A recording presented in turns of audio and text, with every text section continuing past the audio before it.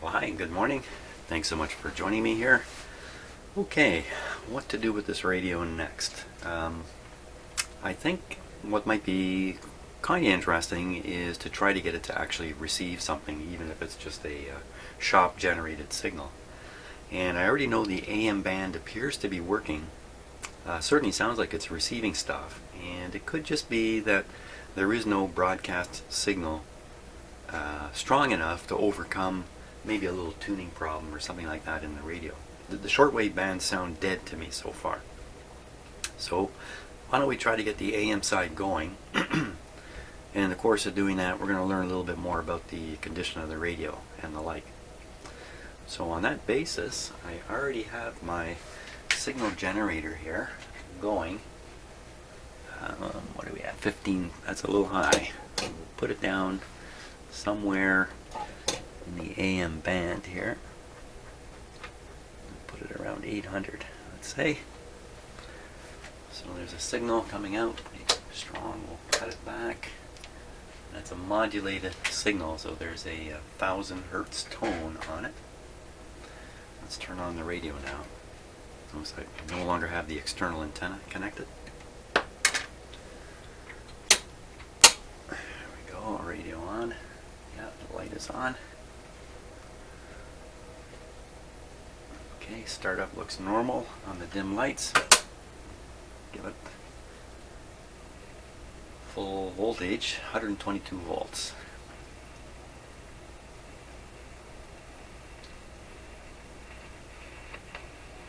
Now one of the ways I can be sure it's on the AM band, there's that crashing already. I can make sure just by looking at this switch. No, I don't think we're on the AM band here.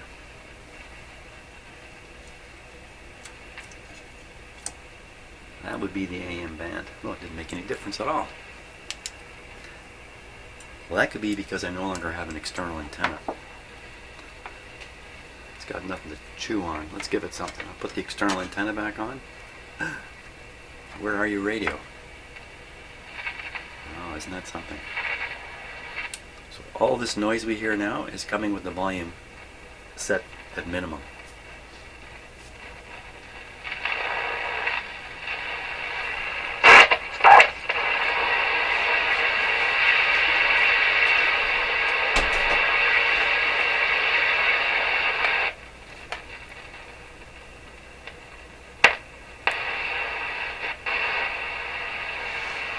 Now I don't know where the radio is actually tuned. Let's see. Well, maybe we can pick up the signal generator already. Let me just tune away here.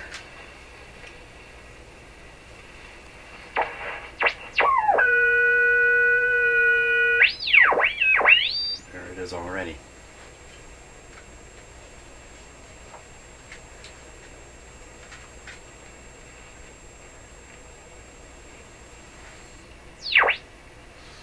Well, that's pretty strong. This is now set quite low. So lots of sensitivity in the radio. Almost 800 dead on. Let's just see if there's more signals to be picked up here. I'll turn this up a bit.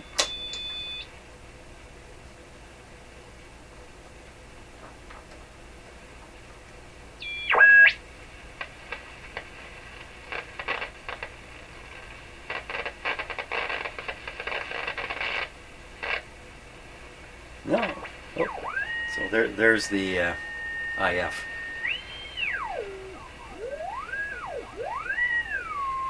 me just turn off the modulation here.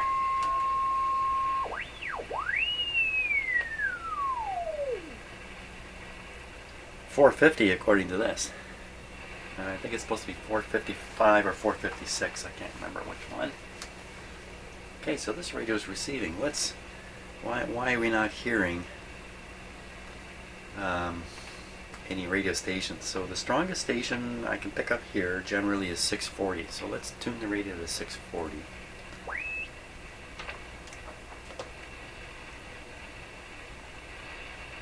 Okay, I'll set the signal generator on 640 first. Now we'll try to find it. It's probably up there. Nope.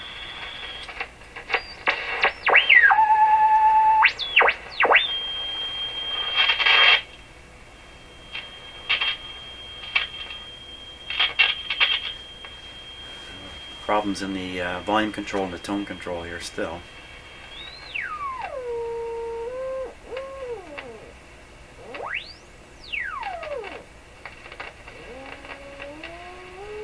Let's get it alright on. Okay, so that is 640. Now we'll tune the signal generator away.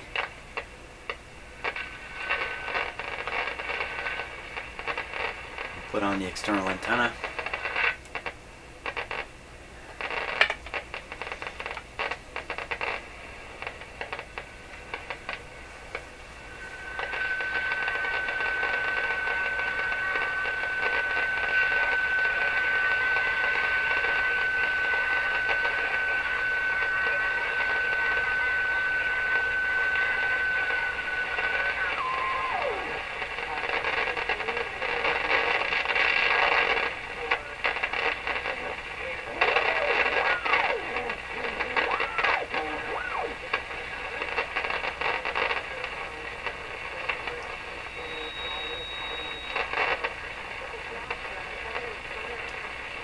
Just listening to it for a bit here.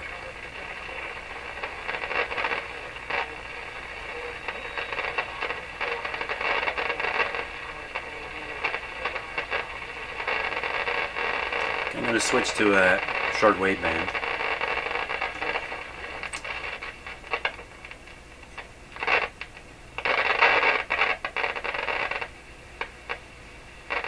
I'm going to turn the volume down.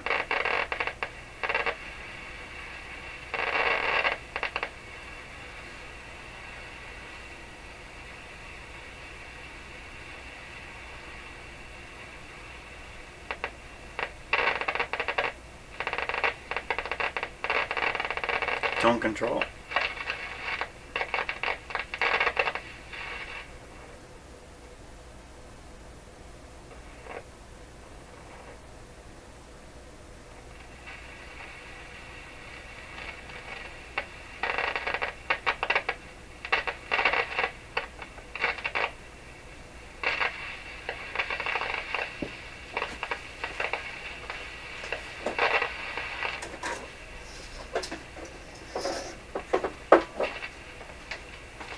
Recently I've had some amazing luck with freezy spray. Let's try a little bit. Oh, look at my freezy spray. I do. That's what happens when you store it too close to the wall. Okay. Just going to hit a couple of the components in the tone control area.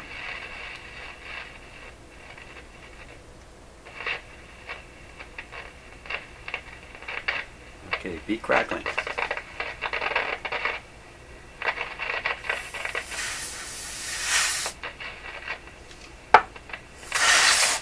Whoa.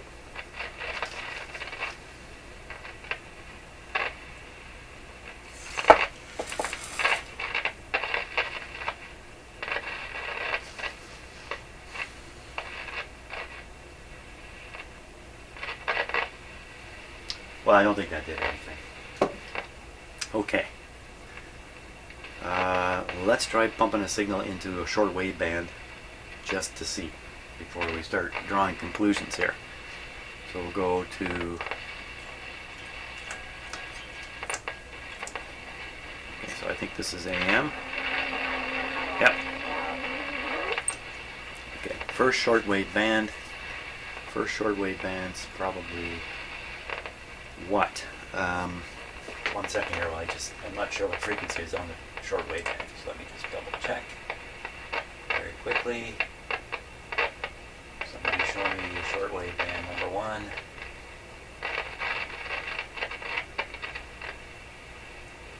Okay, here it comes. Oh, come on. 6.1. These bands are organized in a strange way.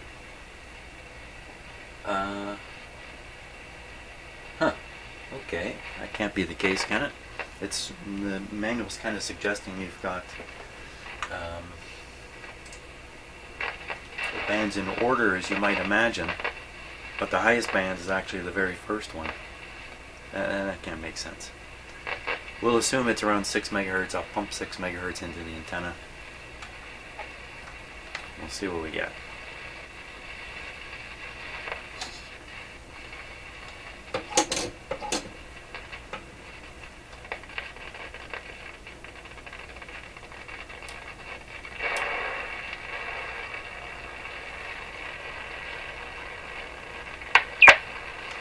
Highly sensitive radio.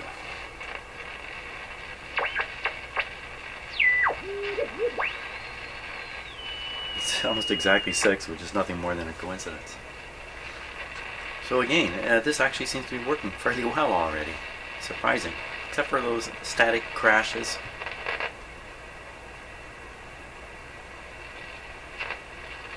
So today, if I wanted to try to receive something right now, I should go to a higher band. There's 4 shortwave bands. Probably the third one is going to be in the right range for this time of day. That's AM. And shortwave 1, 2, 3, 4. That'd be 15 megahertz, somewhere around. Okay, let's try it there. Why not?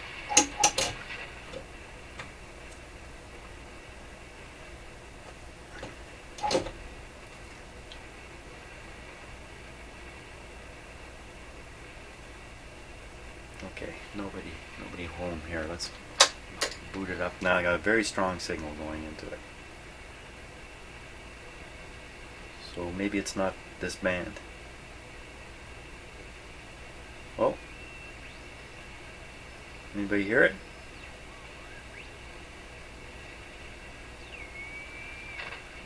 Come on, right at 15. Just a funny coincidence. It's dead on 15.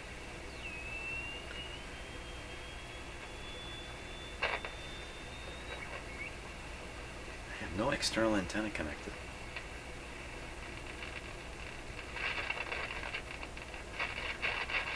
What's going on at 15 that it would cause a heterodyne like that? Okay, we'll put on the external antenna.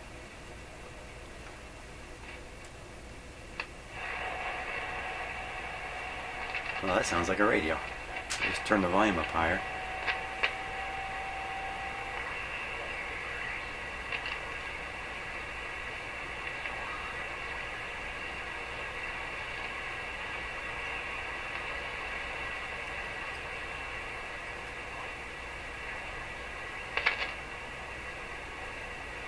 Just trying to pick up any signal, any station.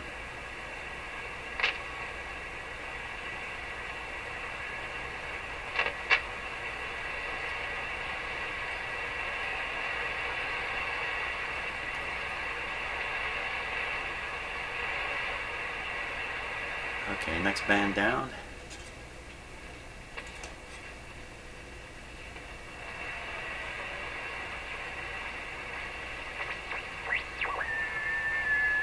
There we are. There's something.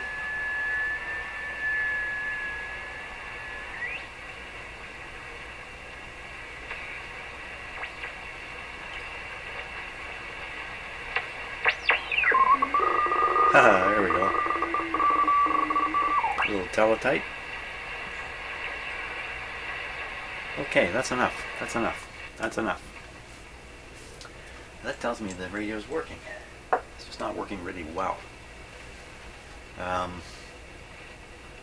So maybe the thing to do next to try to improve it is to change out any capacitors in the very front end antenna circuit area of the radio and see what difference that makes.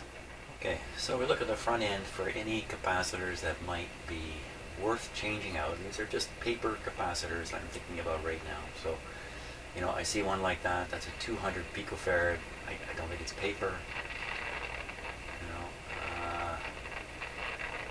90 picofarad, not paper. 0.05. Okay, so that's probably paper. Paper capacitor. 0.05. What's it doing? It's on the screen voltage, and it's actually written right here, 73 volts. Why don't we check and see? If this guy's leaky, this 50K resistor will end up dropping more current than, or more voltage rather than intended. This 73 will be depressed. Pin number 4 on the 6J8. Pin number 4 on the 6J8. Pin number 4 on the 6J8.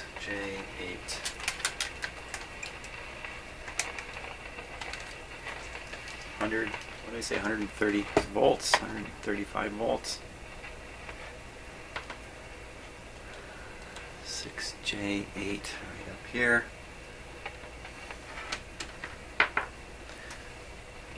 Then I think I said 4. This is a tough one to spot the key on. Okay, so I think that's 4.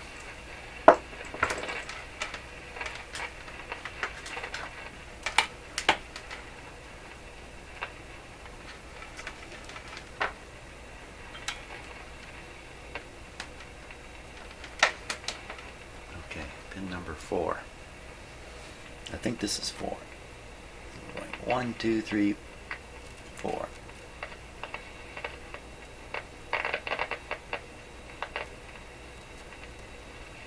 Okay, hang on. Now this is supposed to be 73, right? 104. Oh.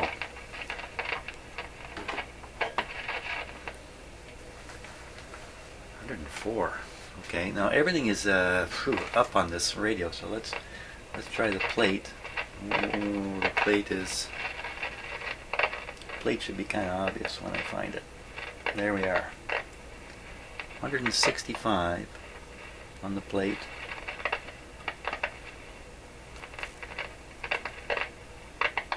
$105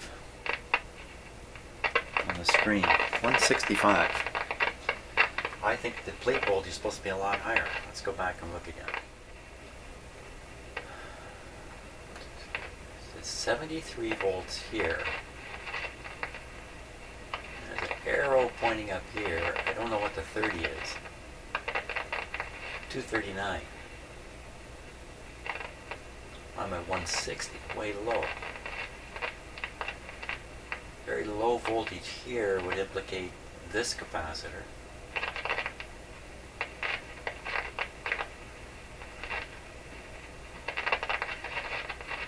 It's possible the extra current draw is actually drawing right on the power supply here.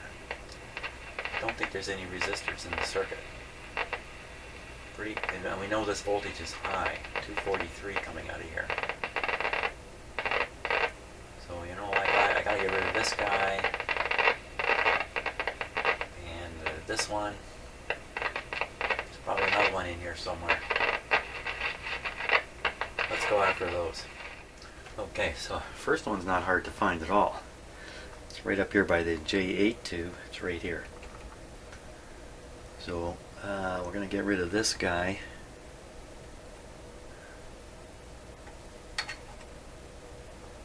Pretty easily.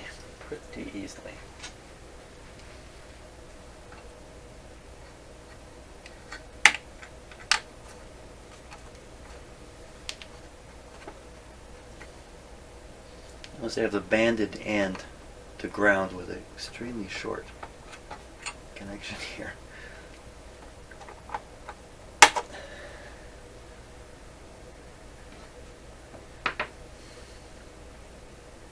.05. Doesn't, I mean, it's old, but it doesn't look horrifying. .05. Let's get one out of here.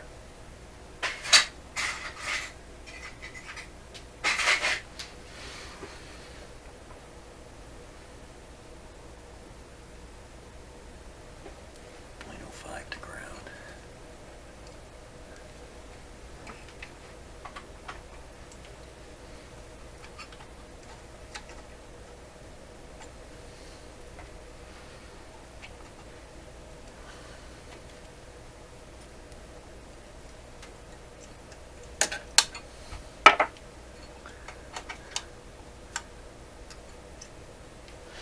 Now, should we figure out which one of these is the banded end? Let's give it a try.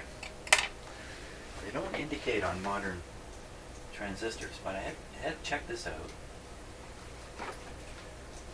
and I have been able to see it right on my scope. Now, I've tried this a couple of times. Sometimes works, sometimes doesn't. Let's give it a go.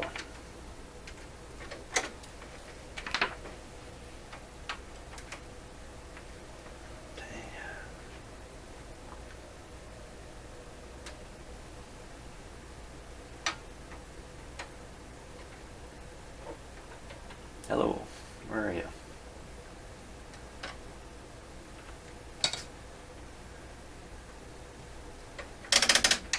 There you are. Okay, so my finger. Put on the capacitor here. Put it right across. We'll do this a couple ways. Now I grab it. Let's speed it up here so we're not looking at it like that and make this very sensitive. Okay. So you can see the change when I grab it. Not much. I'm going to reverse the leads here.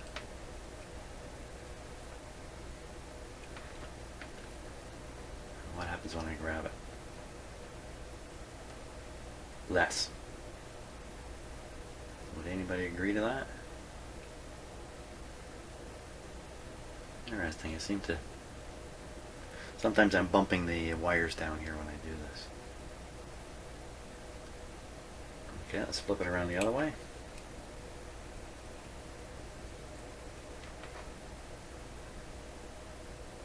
Okay, so clearly there's more there. So this is the outside foil. Here, let's try it without the ground involved. So I used to do this with just like this. Okay.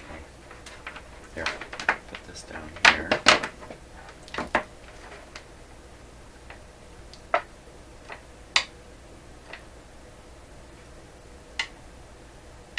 You see it increase slightly? And you see it increase slightly.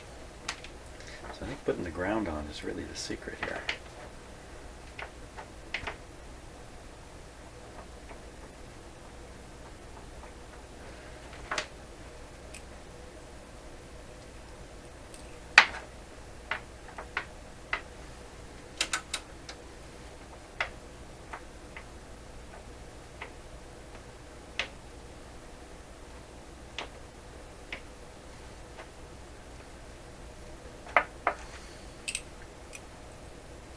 I flipped this around so many times now, I'm confused.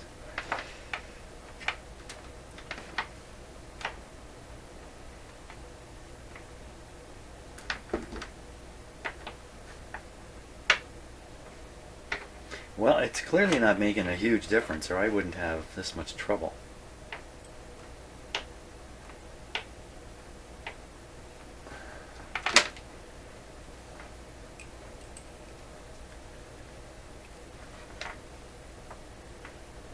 Okay, so that's a little more reactive. So, outside foil. There you go. Outside foil on the bent side, on the bent thing. So you want the outside foil to ground. I don't know if this is going to make any difference, really. But I personally would extend the ground side and try to shorten this side in case there is something going on here. I'm going to bend this, make this easier if I bend this over here.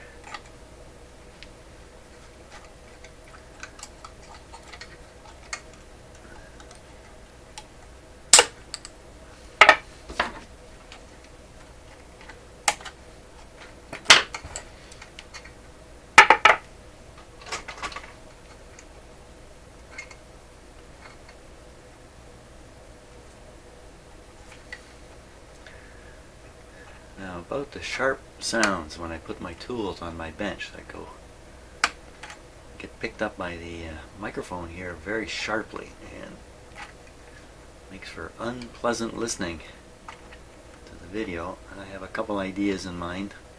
One is to simply put my tools down more quietly. It doesn't sound quite the same to my ear. Standing here.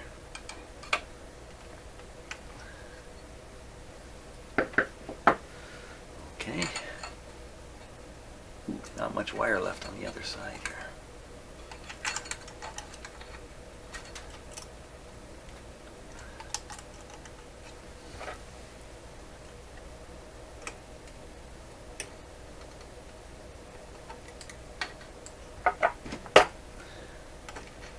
Another thing is to put some kind of material on top of my bench that'll quiet down the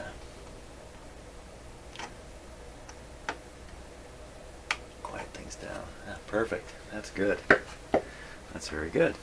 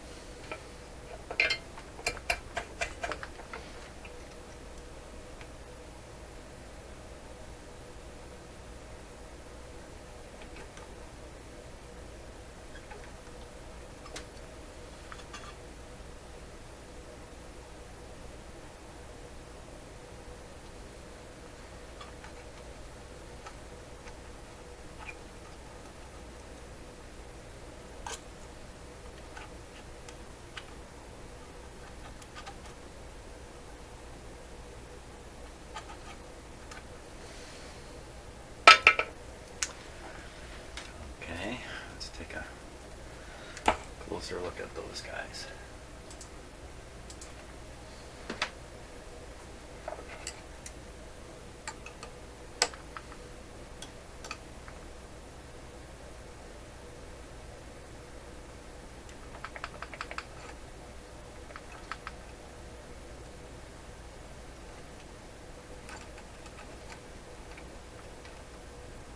Yeah, no problem.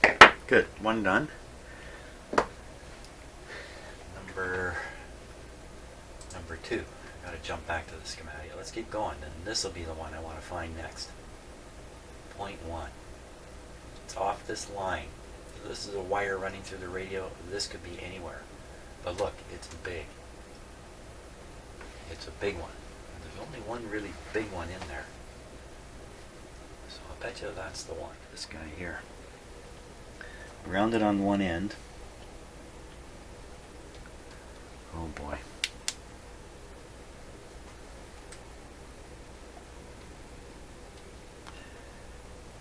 Oh my gosh. It's kind of shoved into the spot, but the lead wire on the bottom of the capacitor actually travels.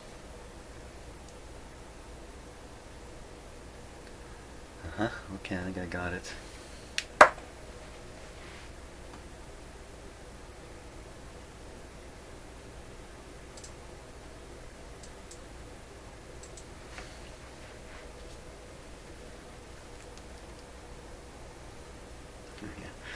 How many hands can you have?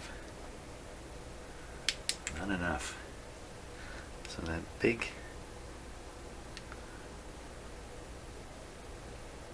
capacitor, I don't think you can see this in the camera. Very difficult. Hard enough with my eyeballs. But anyway, it follows a wire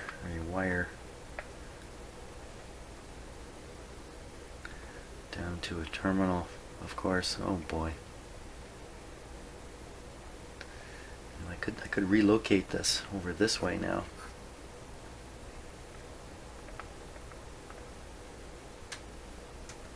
More direct coming up like this. Okay, let's cut one end out. Let us cut one end.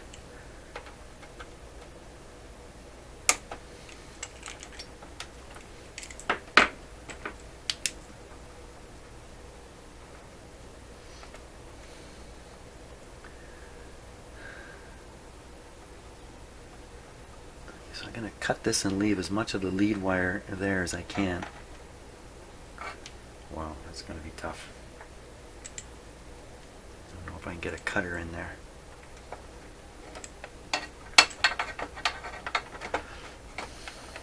This is usually the kind of thing you're doing when you cut the wrong wire.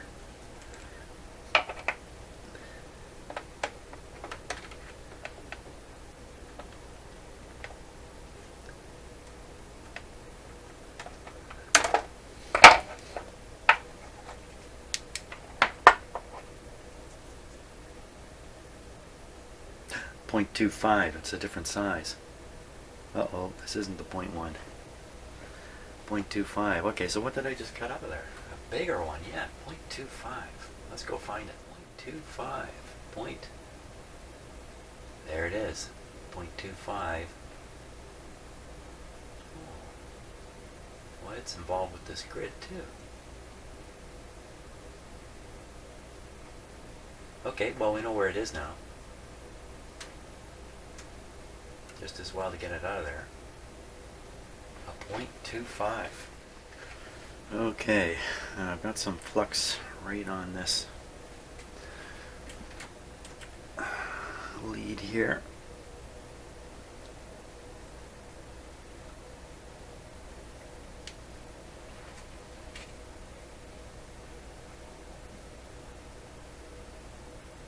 Okay, that's on.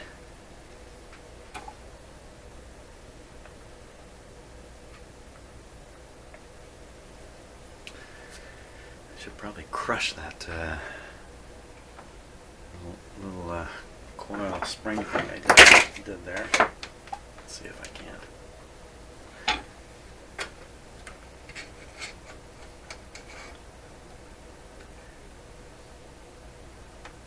Oh. Ah.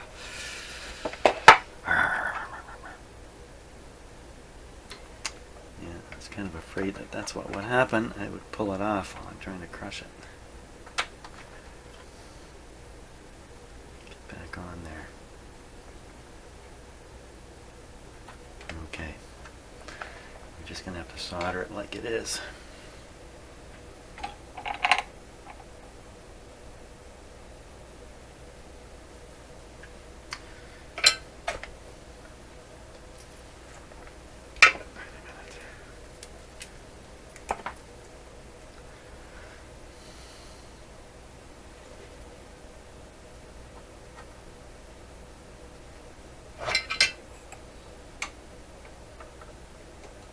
Should get smoky.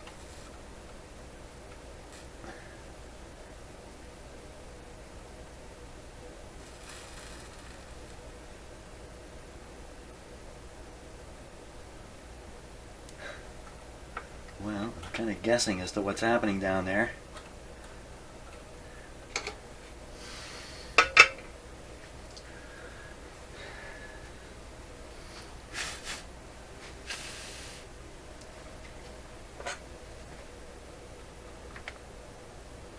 Oh, I got it.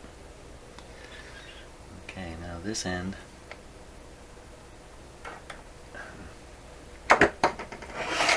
Smoke in my eyes.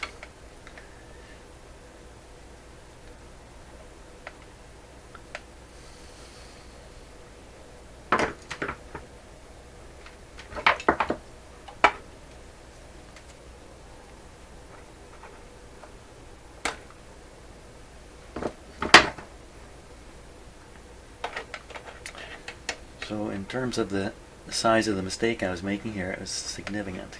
This is a 0.25, I stuck in a 0.05. That may not have worked out.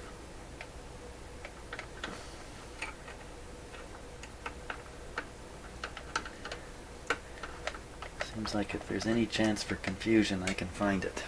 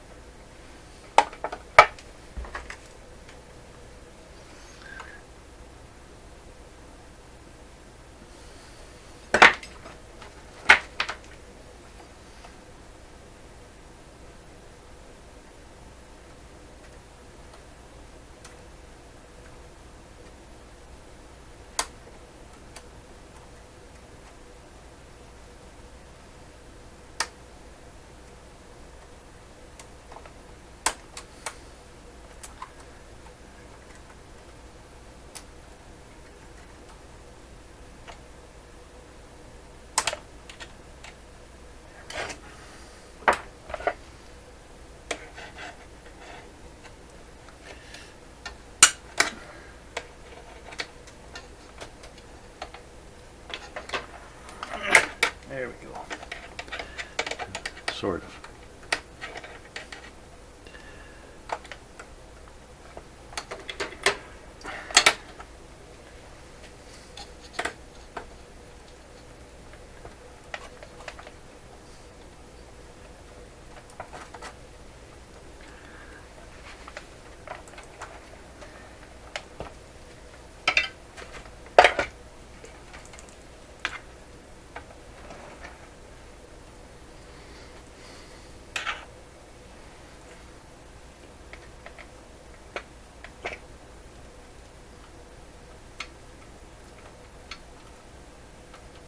The old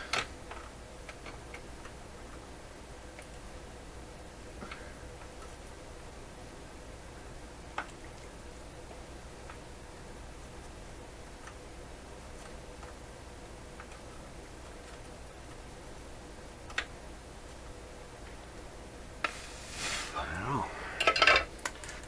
A very hard time seeing.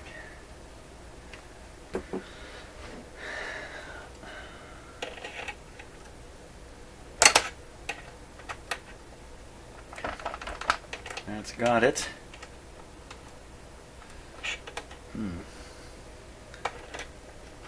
Okay, yeah. Okay, now I got the right capacitor in there. So I think. So I believe. So let's give it a try. Okay, just gotta detool my bench here before I turn it on. Don't like to power things up with all kinds of tools laying around here.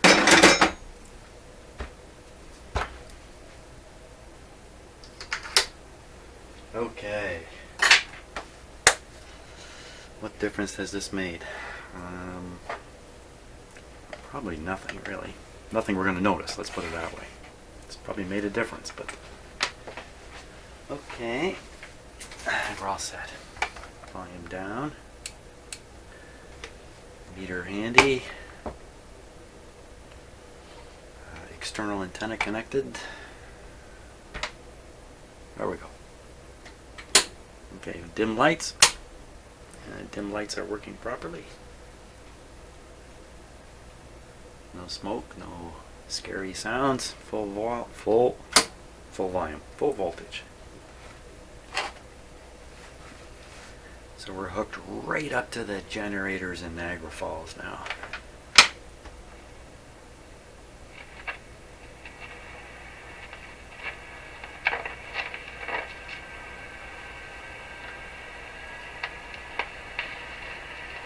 So I'm interested in whether those crashy, clicky sounds are disappearing.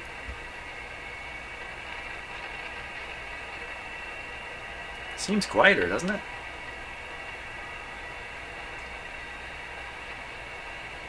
I'd say so. Let's tune around a bit here. Where are we on? I don't know. Shortwave band, I think.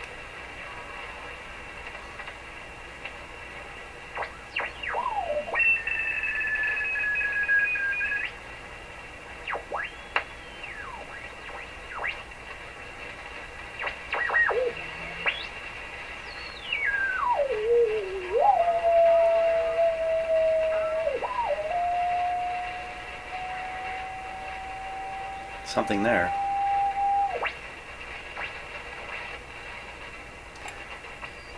Pretty good.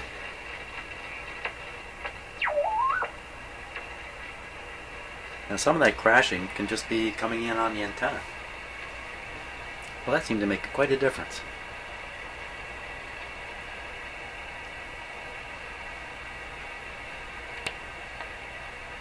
Yeah, I don't think this radio is crashing anymore.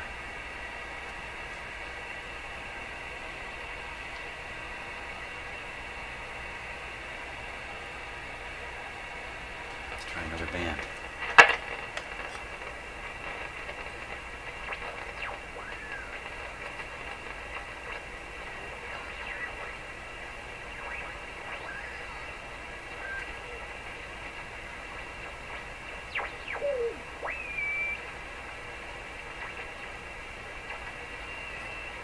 Where's our volume control? Almost there.